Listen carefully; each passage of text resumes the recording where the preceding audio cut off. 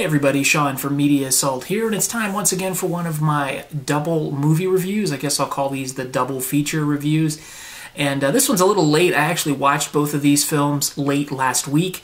And again, these reviews were delayed by my weekend illness, so they're coming online Tuesday instead of Friday night.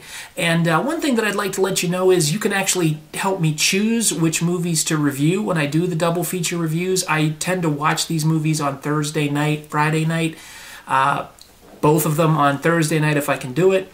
And what I'll do is I actually post a poll, and I just started doing this with this particular review. I'll post a poll on my Facebook page which will allow you to pick from 4 possible choices that I'll review. So, you know, it gives you some say in what I review, even though ultimately I do pick the 4 choices. It helps liven things up for me, and it lets me know what you guys want to see. And the movie that was chosen in this particular review was Conan the Barbarian. I chose Wreck-It Ralph all by myself.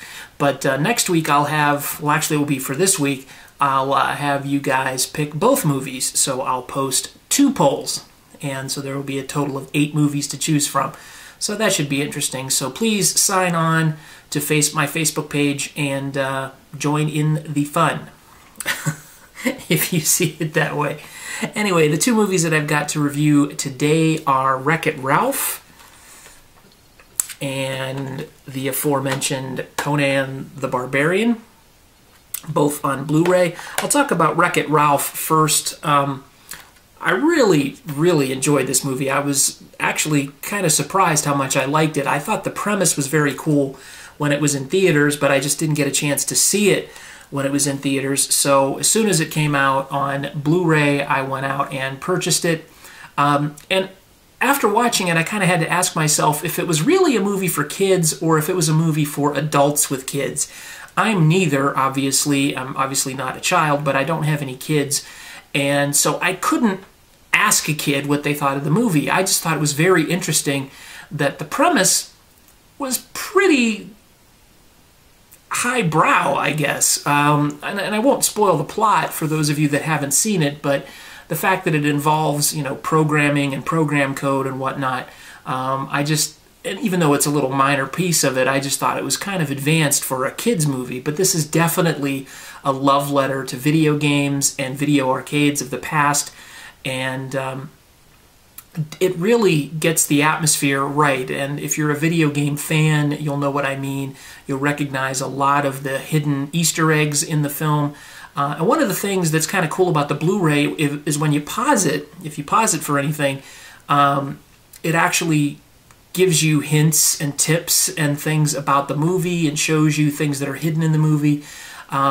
Unfortunately, these things are pointed out by Chris Hardwick, who is quickly becoming one of my least favorite nerds on TV. I just think he's super overexposed, and I just get really tired of him being the face of geekdom everywhere, but that's a whole nother video. I really think that the voice casting in this is spectacular. I really think that they did a great job with the animation, and a lot of people are surprised when they realize this is not a Pixar movie. It is from Disney Studios. Although I do believe some of the Pixar people had something to do with it, or at least former Pixar people or current Pixar people. Pixar has some hand in this, I believe, but it is not a Pixar film. John C. Reilly is the voice for Wreck-It Ralph, and he does a fantastic job. I really think that he was perfectly cast in the role. And it's really just a lot of fun. I really think that this movie should have won the Best Animated Picture Oscar over Brave, which I found technically maybe better, but in terms of storyline, Wreck-It Ralph has it all over Brave, and I'll stand by that. But if you're young or young at heart, I think you should check out Wreck-It Ralph, and I give it an 8 out of 10. The other film that I watched was Conan the Barbarian, and this couldn't be any further from Wreck-It Ralph's target audience if it tried. This, of course, is the story of the warrior thief Conan, who is played perfectly by, and cast perfectly in the role Arnold Schwarzenegger. He's perfectly cast in this. This is one of, if not his best role. You know, some may argue that he's better as the Terminator in the first Terminator and Terminator 2. Those are excellent roles.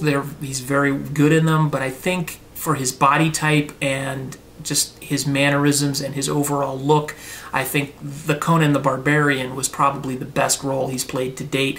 I don't see him topping it, especially if The Last Stand is any indication. The thing I liked about the movie is it's a sword and sorcery fantasy movie, but it's equal parts fantasy and magic and grit. It's brutal, it's visceral, it's got some really bloody fight scenes, although the fight scenes may come off as probably a little unchoreographed for today's audiences. They might seem a little light, but I think that actually gave them some realism. It's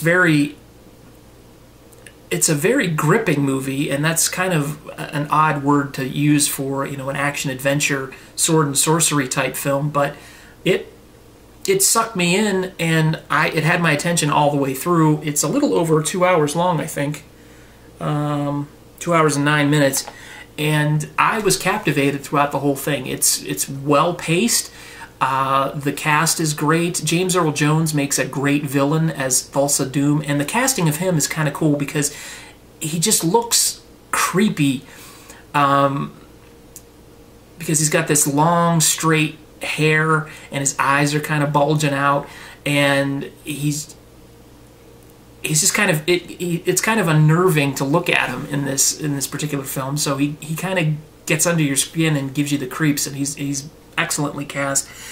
Sandal Bergman is also excellently cast as the love interest, and she's believable as somebody who could fight alongside Conan in this film. It's just a really good movie. It's not a great movie, let me put it that way. There are parts of it that come across a little bit cheesy.